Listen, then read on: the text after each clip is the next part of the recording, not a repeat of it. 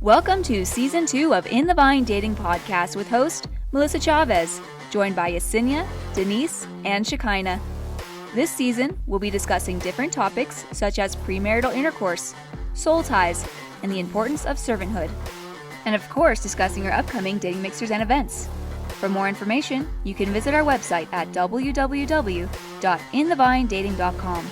And if you enjoyed today's episode, don't forget to show your support and like, share, and subscribe.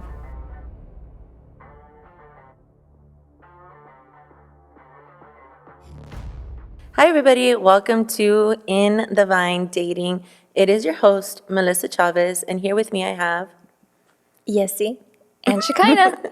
And today, unfortunately, we don't have Denise here with us. As we shared in our last intro for last week's episode, unfortunately, we had a passing in our church family, which is actually part of her actual family. And so her and her family are obviously taking the time to process that and to grieve through that. And so prayers, encouragement, all of that is definitely appreciated. However, last minute, we decided to have, you guys have heard about him. We've given him a lot of, I think, just credit when he says, you girls overthink too much. So we have our producer / director, Ramsey. Hello. I'm in the behind the scenes. Yeah. I'm behind the scenes. He's multitasking. Not only is he producing and, not so much directing us, but kind of just, helping us out. He's also a part of the podcast. So thanks, Ramsey. Yeah, bear with me, okay? I'm gonna try to pay attention and do the switches at the same time. Yeah. Switches sounds like a rap song. Yeah. I actually have that in my playlist. Or like he has a lowrider or something. Yeah. Okay, so we kind of just wanted to start off again, in theme with keeping Nancy's memory alive. She's I was gonna sound so Christianese right now and say she's the sister that passed away, but she was more than that. She was a friend. She was a confidant. She was an inspiration to a lot of people that came across her way. And so, do you guys have any favorite memories that you have of her? You better not steal mine, Yessie. I'll start with Shekinah. Oh my gosh, so many. I just love that. I mean, we all know that Nancy loved to dance. Yes. I think that was just, she was the life of every single party. Yeah. Even like Bible studies. Yeah. It didn't have to be, a dance. It could be anything. She walked into the room and everyone just got excited and she was loud. We knew it. We knew it was about to pop Nancy off. was here, Yeah. and so the music started, and she was the person that cleared the dance floor. Yeah. Like the moment, especially certain songs, we were just like, Yeah. Nancy, get it. Everybody was dancing, but we're like our eye to the side. Exactly. So I love that about Nancy. And also, my dad mentioned at her memorial service about the ear pulling. Oh, yeah, The yeah. Yeah. She always pulled the ears, and so I have really sensitive ears, so I'd always walk around like this. Yeah. I just walk up to her, and she would get so mad, and she would pull my arms down and pull my ears. Yeah, it was a thing. That's so sweet. What about you? I would say Yessie. there's so many. Who else? I just felt like Kevin Malone when it's delayed high. Yeah. Sorry. Yes. No, you're good.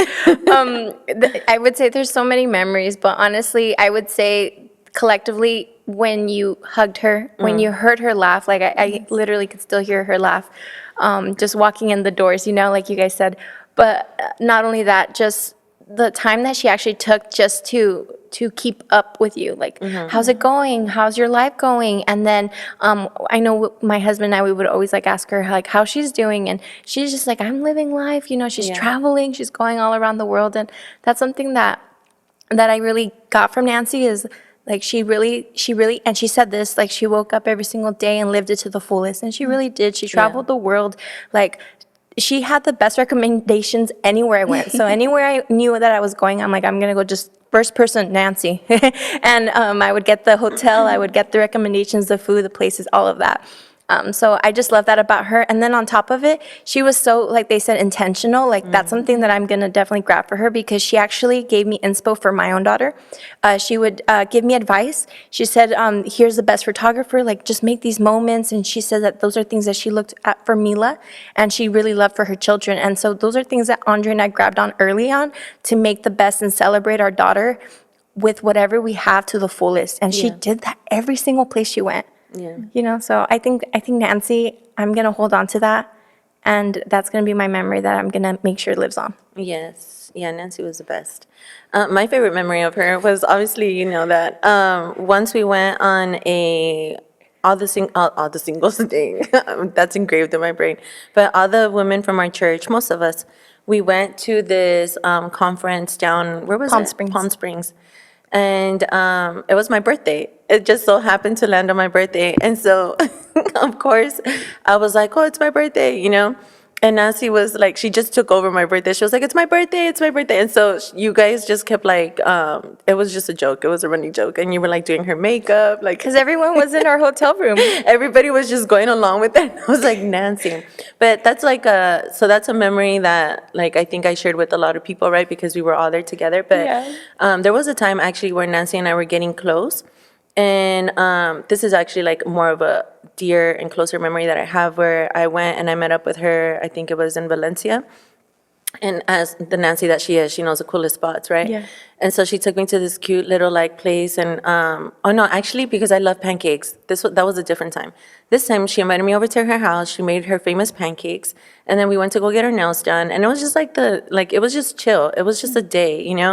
And so yeah, that's actually my favorite part with her. And we got to meet up with one of her friends. So it was just like, it was really cute when you get to see people's their natural process of life. You know what I mean? So that was pretty sweet. So that was cool.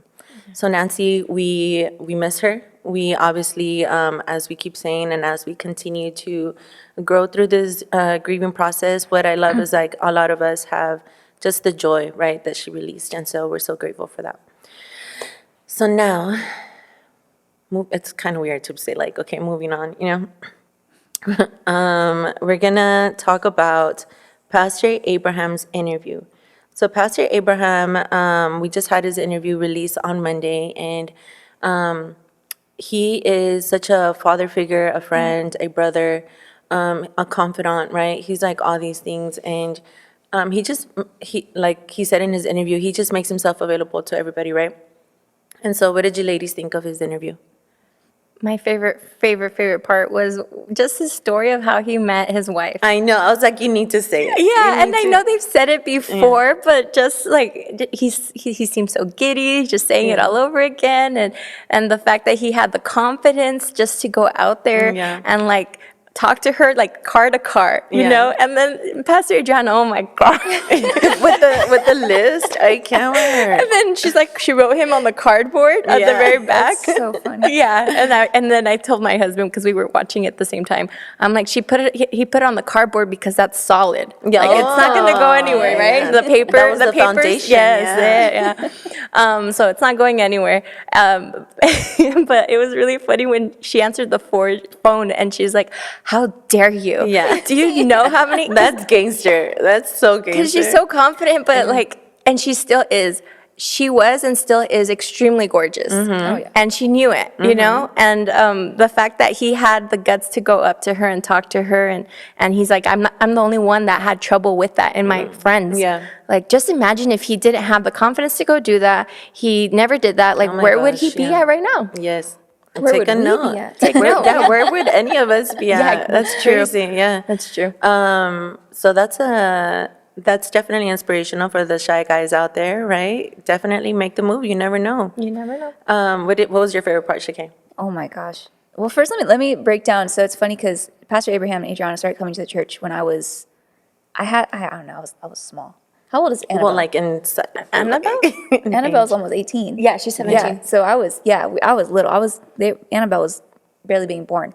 I think she was pregnant with Annabelle. Oh, wow. So it's kind of interesting because when they started coming to the church, like they weren't really in the faith yet. And so I grew up with them. They were growing up in their faith and they were watching me grow up. So it's kind of, That's so cool. It's an interesting, I feel very much like they're my siblings in a weird, like they're my older brother and sister is what I feel like in a lot of ways. And so That makes sense. what I love about them is they're just so genuine and they're so servant-hearted, and I loved that story too. And it was just another reminder, same thing. I thought like, see, that's perfect, a reminder for all the guys who are shy. And they were our premarital counselors, and so I have a lot to share even on that regard. And I don't know. I was watching it, and it was so emotional for me to watch. So emotional. And I was at my parents' house, and I was like, oh, I got to watch this before, we do our recording and talk about it. And as I'm watching it, I'm just crying. And I have my headphones on, so I'm tuning my parents out, and they're just on the couch watching a movie and just looking over at me. And I'm just like, You guys are on the same couch. And it's us, closer than the three of us right We now. have a tiny little couch, and I'm just sitting in the corner, and then when it was done, I threw off the headphones, and I was like, I just had to power through it. And my mom was like, what's wrong? And I was just like, Abraham's interview. I know when you texted us, I was like, what I missed. I was like, what? I was there It was good tears. It was good tears. I was there. I was there. I didn't have that same reaction. But it makes sense as to your experience with, the background experience and all Yeah. that stuff. So, my favorite, just having that interview with Abraham, I think was so cool. He was, just to have him having his notes and stuff, I'm so on brand with Pastor Abraham. And the fact that he brought statistics, that he brought, it's funny because Pastor Abraham is very meek, right? MEEK, but at the same time, he's very stern. Yeah. So there were some of the things that he said that I was like, oh, I did not expect that answer. Even me, I'm a little convicted at this moment, And so those were my favorite parts, just to hear what, because, people, they have a lot to say, but when they choose what's the most important thing to say and what to present in that moment, I think it was cool because you see where his heart's at. The number two things that he kept focusing on were the fear of the Lord and honoring his wife, right? Yeah. And so you can't do one without the other. So I thought that was pretty profound. Did it surprise you when he said his answer was then you're not ready? Yeah. Because you were like, I was like, oh, pastor. Sheesh. cut that out. I'm gonna cut that out. I'm just kidding. It reminds me of, it just reminds me of the story with Jesus with Nicodemus, where he's like, how can anybody be born again? And Jesus was like, are you serious? You don't understand yet? Anyway, moving on. Okay, so again, as I mentioned, Pastor Abraham did talk a lot about the fear of the Lord. And so for maybe some of us that are not seasoned, right? Seasoned Christians, you don't really know what the fear of the Lord means. And so I wanted to have the opportunity to explain that to our listeners. So I'm going to ask Shakay, what, in the most simplest terms, how would you describe the fear of the Lord? I'm going to try not to preach. You are a preacher's daughter. Yeah, I inherited that. The fear of the Lord, in the simplest terms, I really do think it's a healthy respect. It's an understanding of who God is. When you read Scripture, when you read the Word of God, you see that He's described as the Lion of the tribe of Judah. Yes. If you were to see a lion, you'd be afraid of that thing, right? There's a healthy respect for what it can do and what it's capable of doing. And so when you recognize that God is the Lion of Judah, you have that healthy respect. In another way, we talk a lot about God and His bride. God is jealous for His bride. When the King of the universe is, takes so much, what's the word I'm looking for? Just care of and recognition of His bride, and He's a jealous God. You better be afraid of that. Yeah. You better be afraid of messing with His bride, with His people. And His people better be afraid of Him staying, so they stay in line. And it's not to manipulate or take away your fun or take away your joy. It's to give you that joy. Yeah. And even Abraham said something along that line, and it was, not to be a killjoy, Yes, there you go. but to not so that your joy is killed. Oh my gosh. I don't remember the Oh, exact it was so phrasing. good though, but Yeah. it was great phrasing. And it was, God doesn't want to be a killjoy, but He doesn't want your joy to be killed. There you go, yeah. That was along the lines of what he said. And so I was like, that was so good. And I think that's where the fear of the Lord comes in, is if you want to experience true joy Yeah. and true life and true freedom, you have to understand who God is, what He's capable of, and the fact that He still loves you despite those capabilities is just, Yeah. it's a beautiful thing, really. Yeah, it really is. I think even A-Rob talked about it today during the service about Christianity and fun and all that good stuff, which is a different side of it, Yeah. right? But nonetheless, it still correlates because the fear of the Lord does bring a behavior change. Yeah, right? absolutely. And that's a whole topic in itself. Yeah. I'm disciplining myself. Yeah, hence why I was just like, Yeah, I'm just because I was about to go off, sis. you and me both. Okay, That's so good. Yeah, and then I would just add, of course, you said like knowing the scripture and everything, but really keeping His commandments. Those are like the basic principles and the foundation for people who are new to Christ to follow. Because we heard them, we hear them. Some people even have them on their walls. Yeah. But do we actually keep them and follow them? yeah, no, that's true. Yeah, it's absolutely true. Which is really just really simple. It's just 10 commandments, and I mean, I'm already doing like 2 of them, not killing anybody. Just 2. Wait, that's 1. Oh shoot. Pray for your single friend. 1/10. I'd rather have 1/10 of a dollar than nothing at all. Anyway, moving on, I digress. So one of the things that I really wanted to draw out more than anything, besides the fear of the Lord, from Pastor Abraham's interview was the 5 points that he made about servanthood. And I think he just broke it down so simplistic that I'm like, okay, it deserves to be highlighted for sure. So the first point that he made was make yourself available to serve. And so what he taught about this is just, being there in the moment, being present. And I know for me as a single woman, a lot of the opportunities that have come to me have just been because I've been in the room. And that's what trips me out, because a lot of the people, like even in the Bible, from Genesis all the way to Revelation, it's people that just made themselves available to God. And so he talked about it in the terms of marriage, right? And so obviously we do speak a lot to married people. We have married people on the podcast. But I think as single people, when we hear that, I think, as we talked about in one of our episodes, how Paul even said it's better to remain single, right? But I mean, context. Because also in Genesis, God told what's his name again? God told Adam, it's not good for men to be alone. So take it in context, people.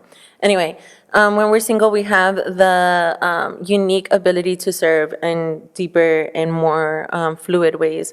And so as single people, just making ourselves available, I think it definitely opens up doors and it prepares us for the right relationships that are to come. So what do you ladies think? What do you think in your marriage? How do you see that work out? Make yourself available.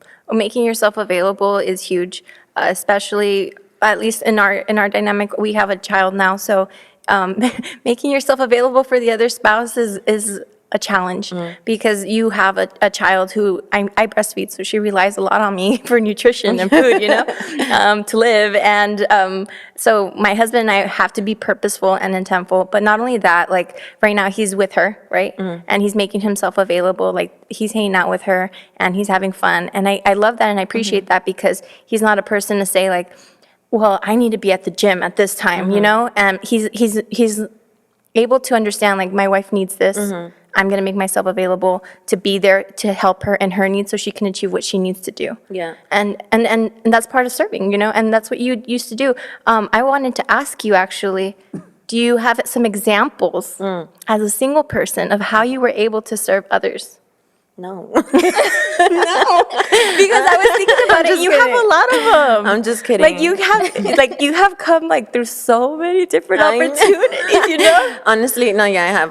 My mind is drawing such a blank right now. But one thing that I can think of is it's not the best one, but it's one of my favorite ones, I think. So we have this lady in our church, and I hate to use the word lady, but her name is Blanca. And so Blanca does these couple retreats. Do you remember? And so for her couple retreats, she would, it's couple retreats, it's close to couples, married couples more than anything.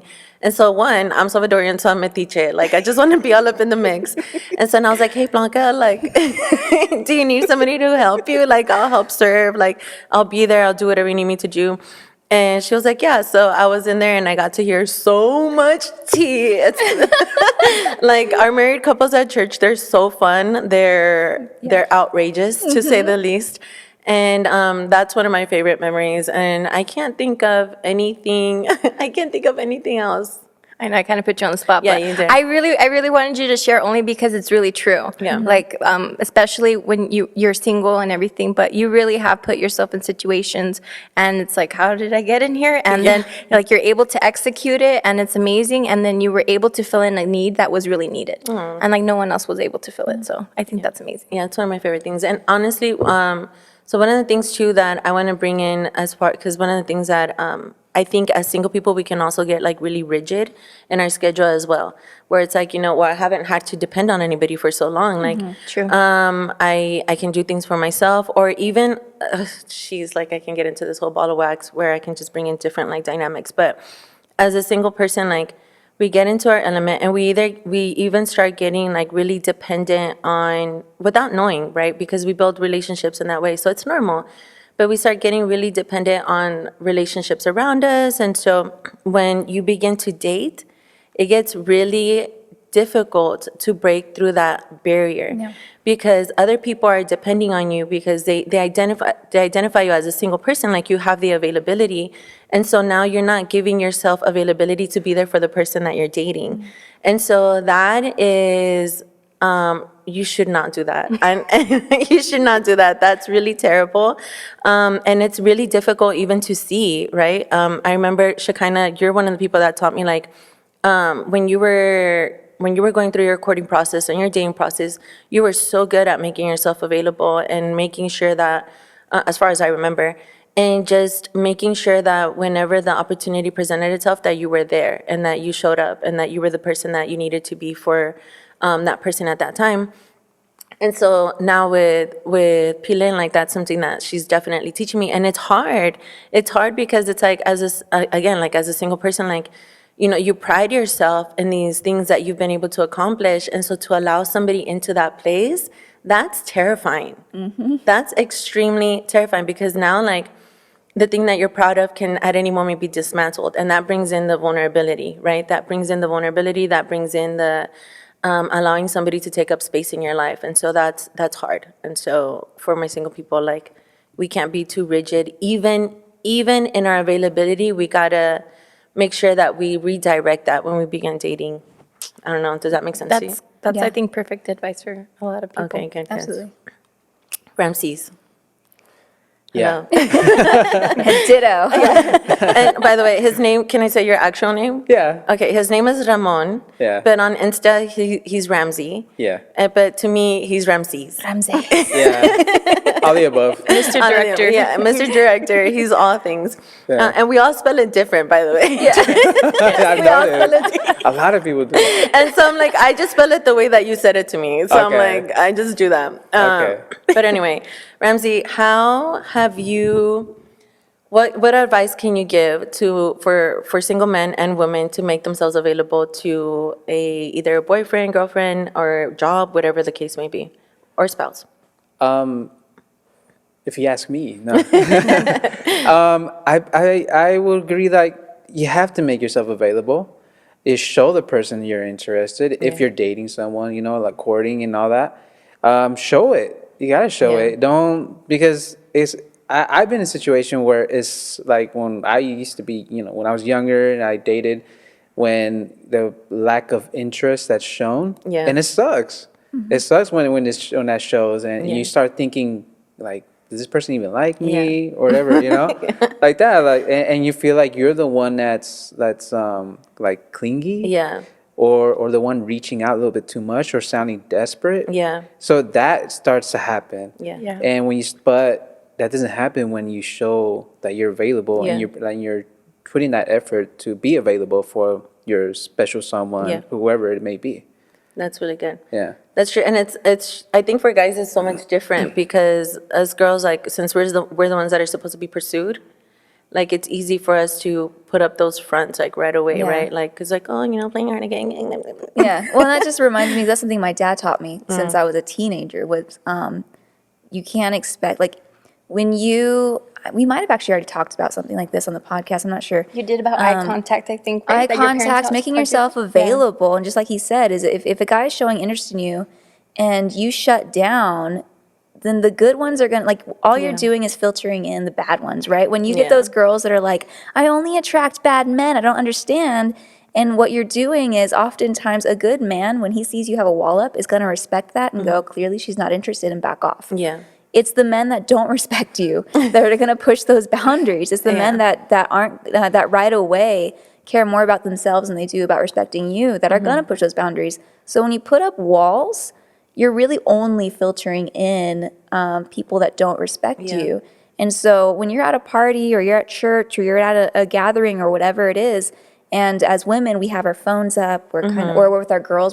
That's a big one, is we surround ourselves with all of our girls, you know? And Oh my God. Your mom goes hard on me for that. yeah, and my parents would get on me about that too. It's just when you close yourself off and you blockade yourself, then what you're doing is you're permitting only men who don't respect you to break that blockade and go, hey, look at me. Yeah. And then women are going, I don't understand why I only attract negative men. It's because you're not making yourself available to the good ones who will respect you.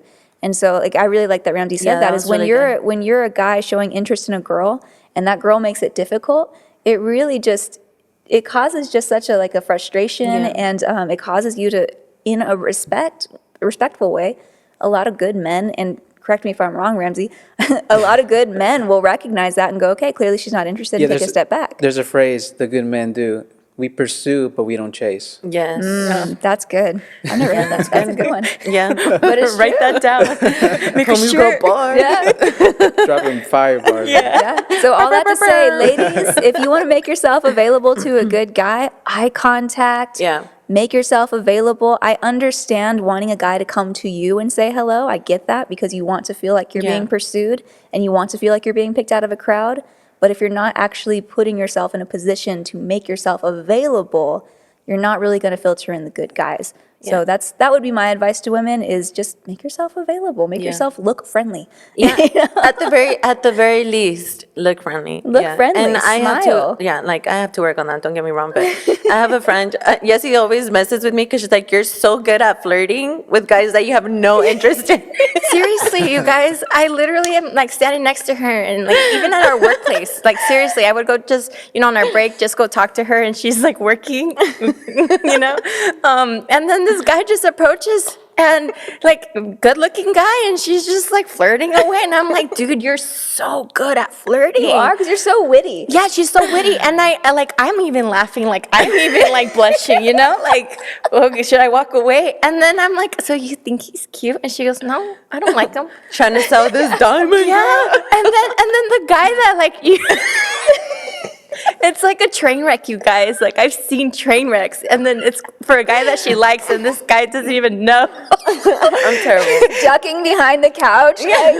But it's just hilarious because she's like forgets her name, like forgets what to order. I can't like, think. She can't think straight, and I'm like, can't give how? directions, nothing. It makes no sense. Yeah, but go ahead. We love it. Yeah. We love it.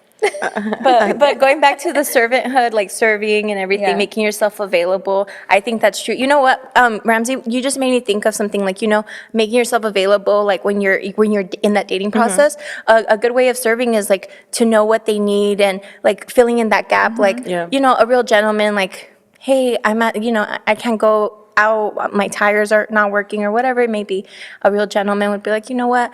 I'm going to help serve you. Yeah. I'm going to go take care of it for you. Or I know you're not having a good day. I went to your workplace and dropped off a coffee. Yeah, that's so sweet. Or some flowers. Like, I know my husband used to do that all the time. And the girls at work would be like, your boyfriend's in the back. And I'm like, what are you talking about? He's at work. And they're like, no, he's in your office right now. And then I go in my office and he has like a note and like flowers and like my favorite coffee and a gift card to like go eat lunch. And I'm like, that's so sweet. That is so sweet. Because he knew I was having a really bad day. Yeah, I actually put this in my, how Instagram has notes now? Yeah. I put consideration is a high form of love. Yeah. Yeah. That's good. That is. Consideration is a high form of love. And that was like a very big consideration for you. Yeah, definitely. And if you think about it, it's like making yourself available, pushing yourself out. He was supposed to be at work at that time. Yeah. Maybe he was like 5 minutes late. Who We knows? ask no questions. Don't ask, don't tell. Well, that brings me to one of the other points that he made, which was pay attention to the needs when God puts them in your path. So those are definitely some good examples. Like, do you want to expand on that or? Yeah, when Pastor Abraham was talking about it, I totally can see it because Pastor Abraham, I mean, I see it day to day with his, like anytime like his wife posted, he's taking care of the kids, like helps with their homework. Like I've seen it, I've witnessed it too, and the way that he takes care of his whole family. But not only that, like he's here in the church, right? And there's a problem going on, you guys. No one says anything to him about it, but he's observing and he's listening, and he already fixed the problem for them, and he comes and just takes care of it. It's mind-blowing how he does that. But you know why? Because, and my husband says this a lot, you know what I learned a lot from Abraham is that he's very observant, and he's a good listener. Like he knows where to fill in the gap. And I think that's really amazing, because at least my husband, I mean, we've said this before, and he says this himself, that he didn't have it all together at first, right? He needed reminders. Do any of us?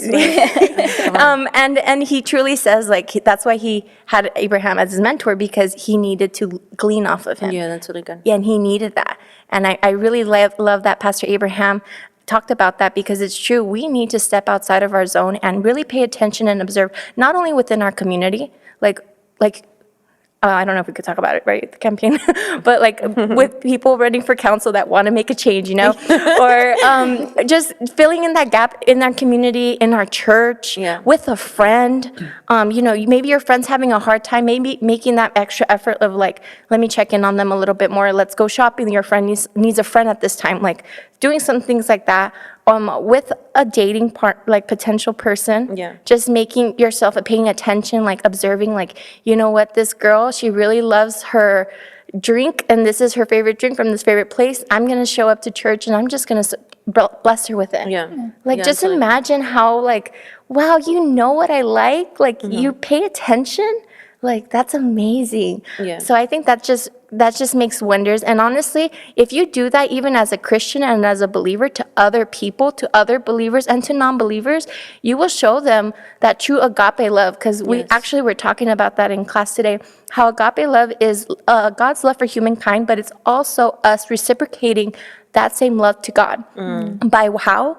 Loving thy neighbor like you love yourself, and making sure you really treat humans the way that they need to be treated. So I think that goes, again, with servanthood, but in all areas. Yeah, it's really hard because, again, you said so many things that just trigger so many Right. so many different little. Sorry, I was just talking. No, it's so good. It was so Like, good. because there's so many different trails that I want to go down, but I'm keeping focus on this. Okay, so seeing the need. Sorry, I want to read the phrasing again. So pay attention to the needs when God puts them in your path. I absolutely agree with that, and I love the examples that you gave. And I think being able to see that, like, again, as in the dating realm or anything like that, like, one, let's talk about like developing ourselves as a single person, right? Like, so I know for me, again, being like super rigid, like in my own routines and stuff, like, as you guys, I think I've shared it before, like, so I have a roommate and she and I are like super close. We went through like a little season where we were sharing like a bathroom, and I'm like very with my space. I'm like, I need my space. And so is she in different ways. And so I remember once, like, I was in the shower and I had left something in a specific spot. And me, like, if I leave it there, I need to find it there, okay? And so, and so I remember I was in the shower and I was just there, like, contemplating my life. And I see this thing and I'm like, God, like, I'm so upset. And then the Lord, so gracious. He's such a great buffer in relationships. He was like, Melissa, he's like, the fact that there's things that are different, he's like, that means there's proof of life in your home. Aww. And I was like, how dare you? And in that moment, like, I just started rejoicing because I had, it was she and I and Shekinah that used to live together. And then it was just me where I lived by myself for a year. And even though I loved my solitude and I loved being by myself, there's nothing like, when I was like studying or whatever, like she would be like, hey, Melissa, like I made extra food if you want some. And right now that I just had the surgery, like she would like because she's been like studying for a license that she's getting. And so before she would leave the morning, she'd be like, hey, like, do you want me to go get you coffee? And so in order for me to be able to get that, like where we have that friendship with one another, we had to fight through like the little weird like the Lord really is Literally preparing ourselves. Yeah, literally fight. And I feel so bad because if you guys know me, like She's a chihuahua. you guys, and like if you guys know the person I'm talking about, she's like but now she's standing up to me and I don't like it. But anyway, what I'm saying is like as single people, like, we have to learn to just be fluid, and at this and that's really tough. Honestly, it's tough because that requires vulnerability. And I'm not talking to you guys out of a place of victory in this area, because one, I don't like to be a burden to people. So if you offer me something, I'm more than likely gonna say no. But so learning how to receive from people and to give, like to offer, not everybody's gonna say yes. Like, as Jesse was talking about how that Andre, like, he would just show up and do it, right? I'm sure maybe if he would have called her and be like, hey, like, do you want me to bring coffee? Maybe, I don't know, I'm not gonna put words in your mouth, but she would be like, oh, no, like, I don't wanna. have to go to work, Yeah, don't like, be late. Yeah, don't do that. And so then Andre would have probably been like, oh, well, like, I'm trying to do this thing for her and she's telling me no. So it's really tough. Like, at some point, one of you guys is going to have to be the one to accept. Yeah. And when you accept from somebody, then your walls start coming down. And like, I think because, social media age, as Ramsey presented that question to us, like, I don't know if it was last episode or a few episodes ago, where it's like, do we feel like social media has influenced relationships or whatever? It's like, we want to go from 0 to 100, where we want people to be vulnerable and we want people to be this, like, with everything. But it's like, okay, but they were vulnerable in this little area and you completely shut them down. And so, it's these little steps that you have to take in order for people to start opening up. Yeah. And so it goes back to allowing people to influence your life and infiltrate your life, right? So, yeah. I'm glad you said that, because a lot of people, you're reminding me, a lot of people at the very early stages kind of feel like they're like a burden, like if people go out of their way to do things. And then sometimes when people are too nice, you're just like, what are their intentions? Like, I don't know. Because it's not normal. It's not. Like, I mean, society doesn't make it normal, right? It's just like, you take care of yourself, like no one's gonna do you better than you. Yeah. Which is unfortunate, because us as believers, we're supposed to be doing so much more for the other Exactly. believer and That's so good. for non-believers. So I know that in the Christian world, it can sound easier, but when you're not a Christian, you're not a believer, it's a little different. But I will say, one of the best advice that my mom has given me for my marriage is when at the very beginning, even during dating, she would always tell me, because I'm like, oh, Andre wants to do this, or he wants to take me out here. I just don't know. I kind of feel bad. Like, I know he has other things going on. And she's like, nunca le digas que no. Si él le nace, déjalo. Porque ya cuando te cases y anden juntos, ya se va a acostumbrar porque siempre le dices que no, which means Thank you. never say no, because once you because if it's in their heart, just let them do it for you. Because once you are married, you're gonna get he's gonna be so accustomed to you saying no, you're gonna say, why isn't he making that extra effort? Yeah. Like, he doesn't love me, he's not intentional. But why? It's because I stopped it. Yeah. So she's like, don't ever catch me hearing you say no to him being intentional with you. That's really like, you're good. gonna really regret that. So that's really something good. that anytime, like, I'm on my phone with my mom, like, she sees, like, she always tells me, like, he's great, he cleans, like, he helps you out, like, what other husband will you find like that?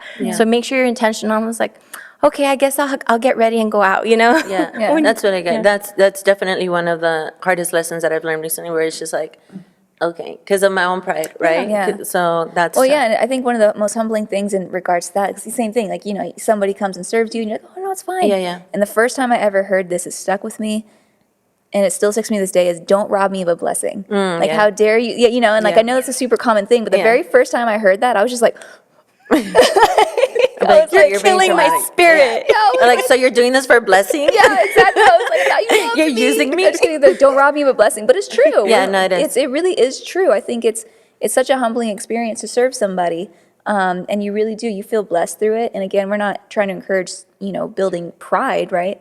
But at the same time, there is like when you struggle with depression, most therapists will tell you go out and serve somebody. Right, yeah. Like go get out of your room and go serve somebody. Go do the dishes for your parents. Go do something for somebody. Because Open there's a a door for blessing in that. somebody, Yeah, yeah. there's blessing in that. And so I think it's don't rob somebody of that experience. If they want to bless you, let them. Yeah. And one thing, we're going to move on to the third Yeah. point, because we're already 40 minutes sorry. deep. One thing that Pastor Linda always tells me is like, you can't answer for somebody else. Because I think we get up in our heads and we're like, oh, but with this and this and that, like, what if they say this? And we think we come up with the answer that they're going to say. And so she's like, you can't do that. you can't do that. And I'm just like, but why not? Like, I know us jumping to conclusions. Yeah, jumping to conclusions. That's exactly what it is. And I'm like, but I already know the whole situation. Like, I already know what's going to happen. Like, I'm intuitive. And she was like, stop. Stop. And I'm like, okay, thanks for nothing. I'm just kidding. I'm kidding, Belin. Don't stalk me. I can't run fast. Okay, so the next point that I would like to talk about, and I'm actually, well, what is it? Let me find it. Do your best with what you have. Go ahead, Shaquina. That one's actually really simple. What do you have? Yeah. You know, I always go back to that scripture is with when God is talking to Moses. That's what I was thinking about. Yeah, every time people tell me I can't do it because I don't have this equipment, I don't have this, I don't have that, I don't have the other thing, and I'm just like, what's in your hand? Yeah. You know, and the Lord literally told Moses, throw down the stick on the ground, and I'll use that. I'll Yeah. use what you have. And I use that example all the time. My brother Samuel, he lives in Japan. Mm-hmm. He's called to be on the camera, and so he finally was feeling that call. And this was a few years ago to put himself on camera. And he was like, "Yeah, but I'm saving up for all this equipment." And I was like, "Dude, what's in your hand?" Because we were talking FaceTime. What's in your hand? And I was like, "Just start there." You That's know, good. it's start with what you have. Because if you're waiting for it to be perfect, you're just setting yourself up for failure. You're not going to know Yeah. it's about building, it's about growing and allowing people to grow and build with you. Yeah, that's good. I think some of the best ministries I've ever seen have started out, meeting in parks. You know what Yeah. I mean? Like it's true. I mean, Steve Jobs, even though he was who he was, like, it was a he garage. started in a garage. Yeah. Yeah. And if you're waiting for it to be perfect, then you're making excuses. Yes. Really is what it is. And so use what you have. Use what you have available to you. And in that respect of serving, Yeah. just make it like we just talked about. Make yourself available. Here at Yeah. the church, we have an entire church of servants. Yeah. And when you see You people could be cleaning one up- too. Yeah. You could be one too. It's even that Call the stack 1-800. up the chairs, man. Like Yeah. Even though we don't need that, but not right now. But exactly. It's not just a display of strength. It's also a display of servanthood. You yeah, know what and I like mean? if all you can give is your time to show up and help for like a few Right. hours, like, because that is what you have, the Lord will multiply. That honestly, that has been my life story with all of this. Like, Yeah. it's when I first came to the church, like I was struggling financially. I was doing these things, and I remember there was one time that I had gotten so sick, like extremely sick, and people in the church knew it. And all these things, I was still doing whatever I needed to do or whatever. And then everybody rallied behind me, and they were like blessing me to be able to go to like Dr. Emmert's and like providing all these things. And that's because like I had built these relationships with Yeah. people, right? And like the servanthood and all these things. But it was just in them. Like it could have been me, it could have been you, it could have been anybody. Like it was just in them to bring that blessing. I don't know why I said that, but it makes sense in my head. Ramsey, I know that you are a poster child for this. Like ever since we started with the podcast and all that, you're like, dude, like I just started like from the bottom up. Yeah. So talk to us about this. You're speaking about my pod? So the question. Yeah, so, tell me the question again. Yes. One of the points that Pastor Abraham gave about servanthood was do your best with what you have in regards to serving. Oh, yeah, working with what you got. Yeah. Yeah, that could be with anything, not just material, with your own, like, your well-being, like your own personality, your costumbres, like, even, like, Yeah. everything. That's not material, but I could also, obviously, it could be materialistic, too, obviously. Working with what you got, wow. Yeah. Well, like think about it. For guys, like just being funny. Yeah. Like Yeah. they might not have looks and everything, but they're hilarious. Yes. You know. Yeah, They're yeah. working with what they got. Yeah. That's a perfect example. Yeah. Yeah. Yeah. Me, I'm very humorous, so I try to use that. I have a lot of cheesy jokes. Do You know, you? Yeah. dad jokes. It's kind of, yeah. Yeah. How dare So you call I'll- them that? Yeah. Right. Yeah, I'll try to do that. If try to like, every guy has a different way of speaking, like spitting their game. Yeah. And I don't know if I'm answering this very well. I'm like, I've said this on my own pod. I have no game. Okay. I have no game. I'm sorry. Which is crazy because your wife is stunning. She's so pretty. Yeah. She's so Thank you, thank you. Yes. But I sometimes I wonder like, what was it? What What did I do? Do I still have it? You gotta let me know if I lose it. Yeah, That's awesome. Yeah. That's a beautiful place to be at, though. yeah. I've accepted it. You know, I live with it. You know, yeah. But if you want to speak materialistic in a way, yeah, work what you got. A guy maybe taking out a girl on a date, but you have a broke down car Yeah. or whatever. Like, work what you got. Take her out anyway. Yeah. Because I think a female will appreciate the experience more Yeah. rather than, oh, he has a nice car Yeah. or whatever. Like, if you could still, mad props if you're a guy out there and you may not have the coolest car, but you're still able to provide that cool, fun experience Yeah. on the date. Shout out to you because Yes. you're working with what you got right there. That's true. Yeah, and if she's the one for you, there you go. You know, Yeah. yeah. That's true. Started from the bottom, now we're here, There right? you go. So would you guys agree that sometimes I think not all the time, this is not a perfect science, but I think I've seen like, okay, how can I word this without throwing shade? So Throw the shade, boo. they probably don't even listen to this. But I feel like sometimes, using the example that Ramsey gave, sometimes the guys that look on the outward like they have it all together actually end up being some of the most insecure men. And then on the ones that don't have it all together and the ones that are willing to admit that they don't have it together but are still doing their best to keep it together and to do better, I feel like that is the quality in guys, right? And so that's one of the most humbling things that I've learned since I turned 30, which was, because, and I still do, don't get me wrong, like, I'm learning, but it's like I focused a lot on outward appearance, on as far as like, oh, this person has this and this going for them, Yeah. so they must be this. Their and this on resume the looks inside. really Yeah. good. It looks really, and they're like, they speak Yeah. they speak the Christianese and all these things. And now as I'm getting older, I'm like, yo, like I can't stand like that, like the facade, you know what I Yeah. mean? And it's Yeah. not everybody, and it's like I had heard this reel where it's like this guy, he's in the gym, and you know how like there's like that cliche that if a guy's in the gym it's because he recently got his heart broken, especially because like the hoodie and the headphones, It's just locked in. Yeah, just locked Yeah. in. He just went through a tough heartache. So it was a guy, he was like exercising, and he was like, when you meet a girl and all of a sudden like you open up to her and she just like walks away from you and blah, blah, blah. And so then somebody commented on that, like made a commentary on it. And they were like, yo, it's because like she was attracted to the man that you were. But then because you haven't healed your inner boy, you became clingy on her. And so the man that she thought that you were ended up being a simp.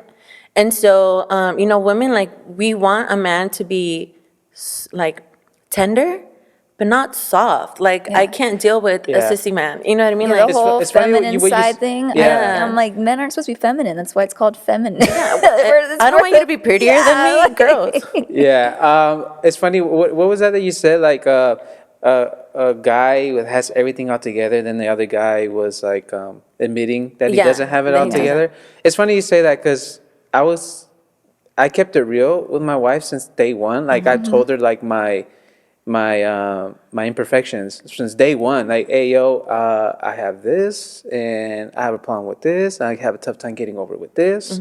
Since day one, I told her, and that's probably why maybe she digged me. I don't know. Yeah, no, you were honest. Yeah, That's it's like- huge. Yeah. That's huge. And you took the thing is, we weren't just honest. You took responsibility for self, and that's Yeah. such a huge sign of maturity.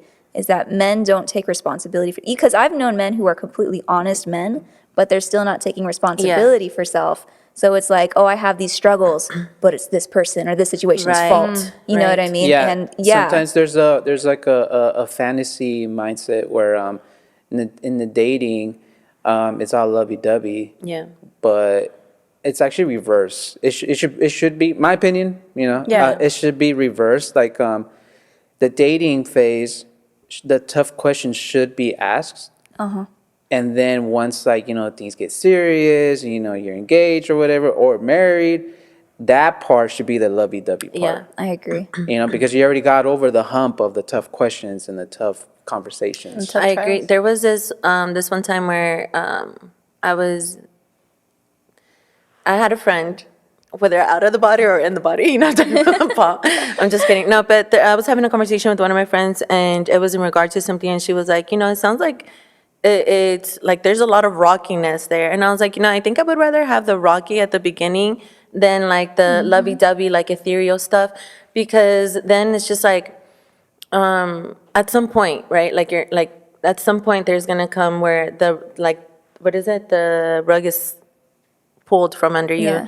And so it's like, I'd rather know. But I love how we're talking about like the honesty and stuff, because I think as a female, I become less trusting when I know that there's a situation, but you're not allowing me in the situation. Yes. Like, that to me sucks. And I know I can be that same way too, because I'm like, I'm not going to allow you in my situation. So it's such a double standard. yours. Yeah. I'm trying to get two-way in street there. for sure. Yeah, it's a two-way street. Like, us girls, like, we're so freaking weird. We need a lot of help. We Show really me do. attention, but not too much. Yeah, but I love the way that you said that, because it really is honesty. And of course, not like I remember I was talking to Pilin, and I was like, because she was like, you need to you know, just in general, right? You need to learn to be more vulnerable and blah blah blah. And to me, vulnerability meant opening up. And this is why I was having such a hard time with it, because to me, vulnerability meant like, you know, that they have that phrase like trauma dumping. And so I'm like, but I don't want to do that. Like, I don't want to get, like, that's not the kind of attention that I or want. venting. Or venting. And she's like, no, that's not what I mean. She's like, vulnerability starts with how we were talking about earlier, where it's like making yourself available to begin with.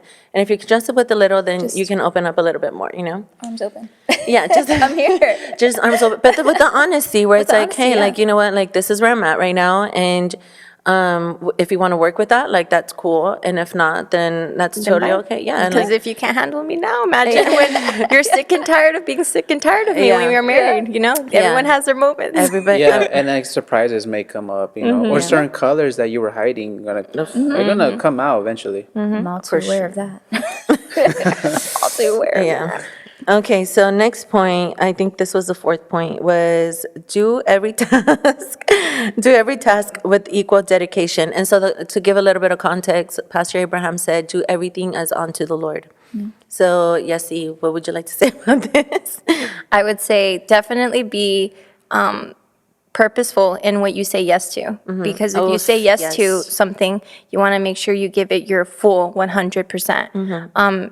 And if you say yes to a bunch of things and then at the very end you're just like, oh, I didn't even do it. What's the point of just saying yes, yes, yes, I'm going to be helpful and not do it, right? Yeah. And when you're purposeful, again, it goes, do all things to the Lord, right?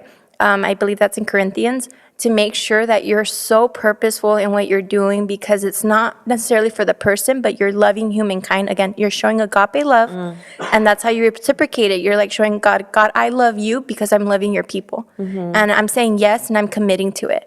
And when you can have that heart, you really are a servant. You really are serving in that's a really different good. capacity compared to just saying yes, yes, yes, and they're empty promises. That's really good. Yeah. Being was intentional. Yeah. Being intentional with your yes.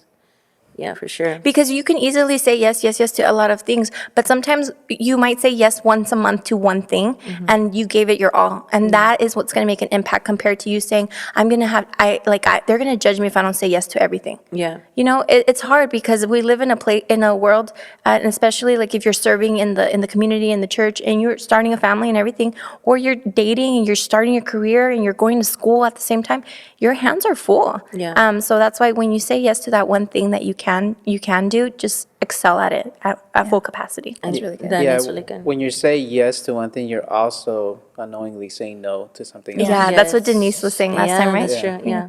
Yeah. That's really good, Ramsey. No, I think she blogged about that. Denise did, yeah. Oh, no, that's really good, because that really ends up shaping your. That's definitely one of the mistakes that I did. I don't even think it was mistakes. It's a learning It experience. was a learning experience, because honestly, I was really blessed in that during that season.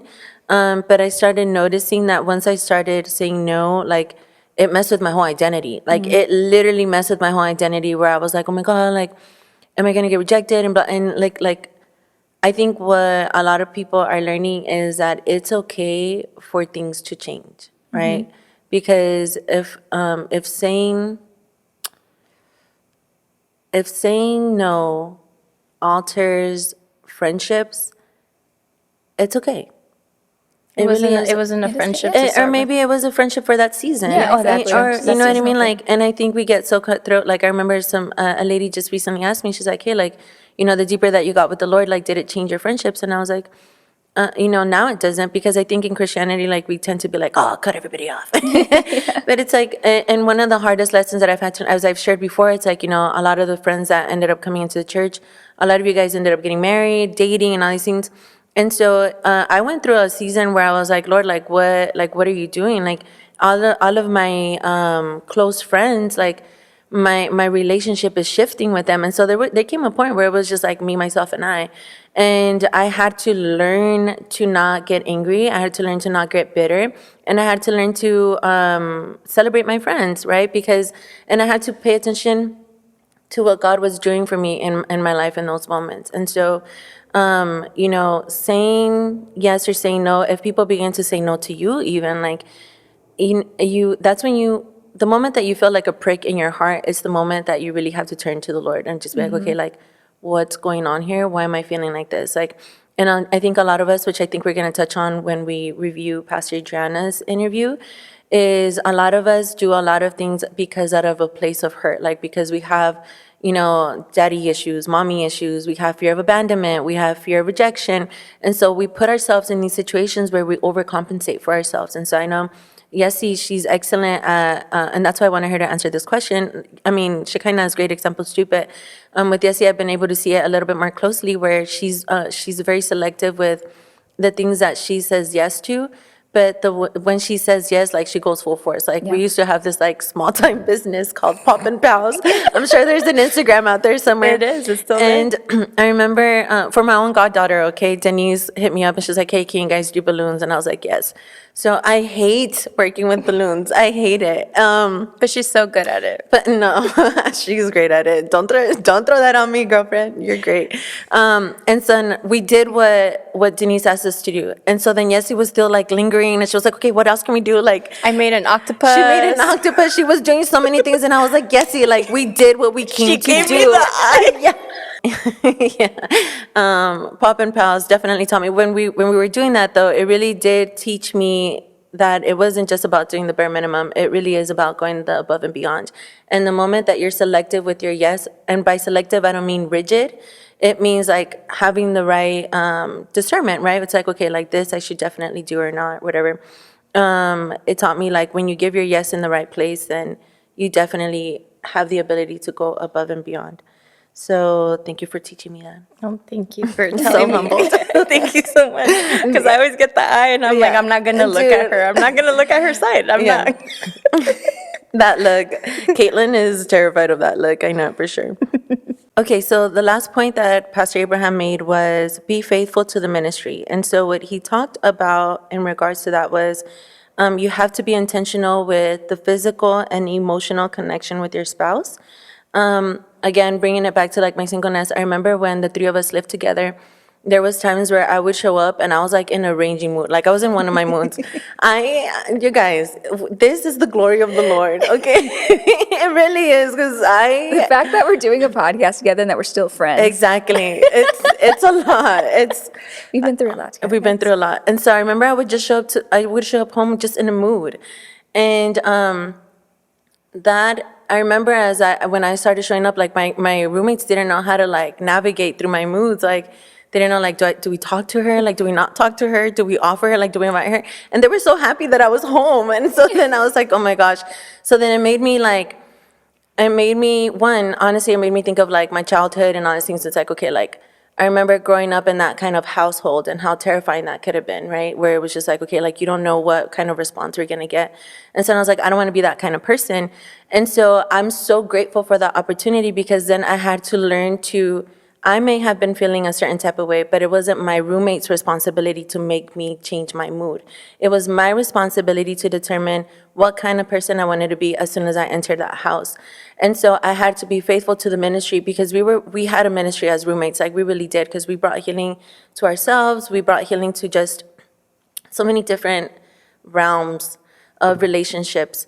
And so I had to be faithful to connect with them in our like mind and our spiritual connection, like and physical, and obviously not physical in the way that a woman and a husband and a wife, but like being present yeah. in the moment, right? And so we started having roommate meetings where we would pray every week, and where we would take the time to be like, okay, these are two compliments that I love about you, and we would speak life to one another, and then we would be like, okay, but this is one opportunity. And so it was never personal.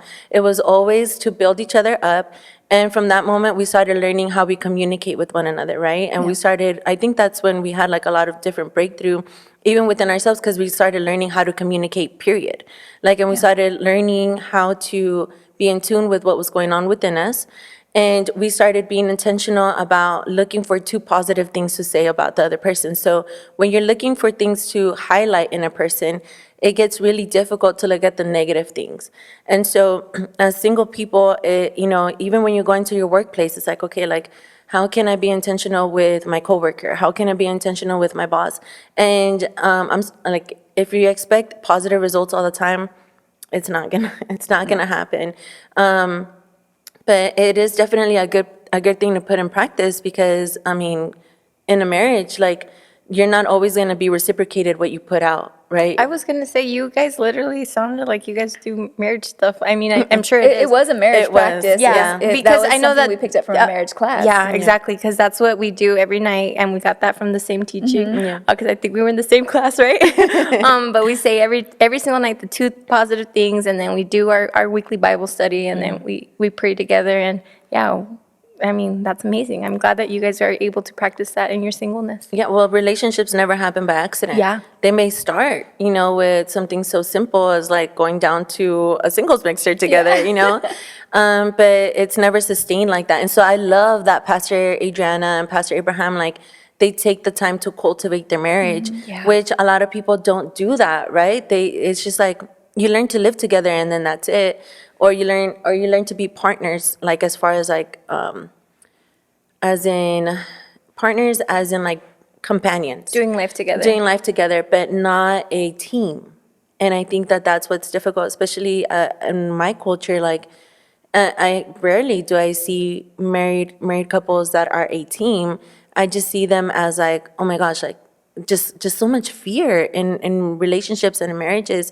And so to me, that's the idea that I had of that. And so coming to the church and seeing this idea of servanthood in a healthy way, it made me now it made me now desire marriage, to be quite honest. Because before, I'm not going to say it, but before I had this like stupid idea of marriage, and I didn't even want to be married. I honestly wanted to be a single parent, which is really stupid. But because I didn't want to deal with the chaos that brought. But now when I see it in a healthy way, I'm just like, oh my gosh, like, that is such a beautiful image of Christ. Like, why would I not want that, So be faithful to the ministry. Be faithful to what God is doing in your life. Anything else you guys would want to add? I'm going to start with Ramsey. I'm going to go around in a circle. No, I'm good. You good? Yeah. Okay. I really don't have anything. Okay, fair enough. Do you approve of this message? I approve. All right. Yeah. Cool. That's for sure. That's for sure. Shaquina? Okay, I'm going to try to keep it short because I know we're at the end. Absolutely everything that we've been talking about is just so real. And one thing that Pastor Abraham did touch upon is, that mentality, and we've talked about this a little bit before in previous podcasts, is that mentality of when I get married, it'll change. And that's with anything, whether it could be an addiction, it could be a bad habit, it could be whether you're somebody who, I don't cook a whole lot now, but when I get married, I'll suddenly have the desire to cook. That doesn't happen, like just certain things like that. And so when he said that, it's coming from a man who I look up to so highly, and who has, Pastor Abraham really has changed the lives of so many men in this church. Specifically in the area of lust. He's saved marriages, he's saved men coming out of porn addictions, even cheating and that kind of heaviness, right? But a very common one is that a lot of men think that they'll stop watching pornography when they get married, and that's just not the case, And so that it hit me really hard, and I just really want it from being on the reciprocating end. That kind of thinking destroyed my marriage. Is that my husband had a lot of bad habits that I wasn't even aware of until after we got married, and they all came out. And when we started getting help, he admitted, I just truly thought that it would just go away when we got married. And so that's something that I would really highly press into any single man, any single woman. If there are habits of any kind that you don't want to carry into your marriage, work on those now. Start establishing healthy habits and a healthier mindset now, because you don't want to carry that into your marriage. And that's in regards to servanthood. We had to learn as roommates to serve each other and to communicate with one another as roommates on a roommate level. And that really did help us prepare for being in a deeper, more intimate relationship. And so that's something that we can put into practice now. There are things that you can put into practice now that can really help propel you forward into a successful marriage. Yeah, absolutely. And prayer works so much. I remember I used to be terrible with kids. I would carry kids and they would cry. And and then I remember I started praying and I'm like, Lord, can you just help me with that? Because at first I would be and so because I was terrible with kids, I was like, oh, I don't like kids. But then I was like, Lord, I know that that's not godly. I need you to help me with this. And then I remember I would just wait for that to happen. And then one day the Lord was like, excuse me, you're not going to get better with kids unless you're around kids. And I was like, oh, you're so wise. You're so smart. And so then I started being vulnerable and being more around kids, And so why am I saying that? It's because if there is an area that you're lacking in, put yourself in that area. God is a helper. He's not a genie. He's not just going to deposit the gift right away. I was just thinking about something earlier today where it says, when somebody looks at somebody and then they're like, oh, that person has what it takes. And it's we all have what it takes. We just don't all have let me rephrase that. We all have what it takes. We're just not all willing to do what it takes. And so that's the difference. Because we all have it. I, for example, because there's this gift that the Lord has given me, right? There's a specific thing. And I was like, Lord, there's been specific prayers that I've had for that and blah, blah, blah for years. And then the Lord spoke to me earlier today. He's like, it wasn't that you're not able to do that. He's like, you just couldn't do it because you weren't ready to do it. And I knew that it was a character building thing and still is. And so that humbled me tremendously because, for so long I thought that the gift would be enough. But he's like, no, it's always been in you. He's like, I never doubted the gift inside of you. He's like, but if I let you run with the gift, then you would have destroyed everything that you want to accomplish. And so that's what it is with women, right? It's with women and with men, it's you think whether you're a natural born leader, you may have that gift, but if you don't know how to relate to people, then you don't have what it, you can't do what it takes. Sorry, I'm still learning that phrasing because the Lord gave it to me, right? That's good.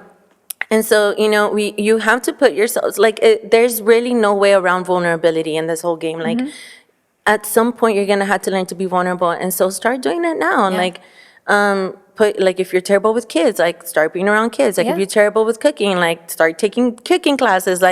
Start burning things, you know? That's the only way that you're going to learn. 100%. And so, or if you're terrible with relationships, okay, there's this girl that comes to our church. She will tell you herself, she's like, I was always so awkward, but now she's made it a point, every Sunday, I'm going to go up to at least 2 people and I'm going to say hi and I'm going to have a conversation with them. And now she's thriving. And I'm just oh my gosh, it's amazing, right? And so that's really what it is. It's putting yourself in a place where you can learn and where you can grow. Yassi, is there something that you would like to add? I think everyone said amazing things. And quite a few phrases right there also. And I also think that Pastor Abraham truly blessed us for being on the podcast. So I'm thankful that he was on. I agree. Absolutely. I'm so excited. I think what Pastor Abraham and Andre and pretty much all the men so far that we've had, another big key is accountability. And I'm not going to dive into that because I know we're at the end of the podcast, but I do want to point that out, is that accountability is so huge. Yeah. Going back to, you want to learn how to do something, put yourself out there, but also a huge help is get someone that can hold you accountable to that. Yeah, and you want to serve better. You want to be in a relationship and serve better, be held accountable to it. Yeah. Mm-hmm. Yeah. I agree 100%. All right, you guys. So thank you so much for tuning in. Denise, we miss you, girl. We can't wait to have you back because you're amazing. Yes. We wanted you to go off, sis, but, you know, now you're just off, sis. Oh, my God. That was a mom joke. You're welcome. I'm here all night. Ramsey, thank you so much for joining us. thank You're you. awesome. Thank you for having me. We're just gonna have you in the next one. We're gonna make this a double whammy today. So no, but really, we know that Valentine's Day was yesterday. We hope you had a great Valentine's Day. If you didn't, we hope you have a great Thursday. We love you guys. We pray a blessing over you all, and that's it. See you next time. Father Abraham Had many sons. many sons.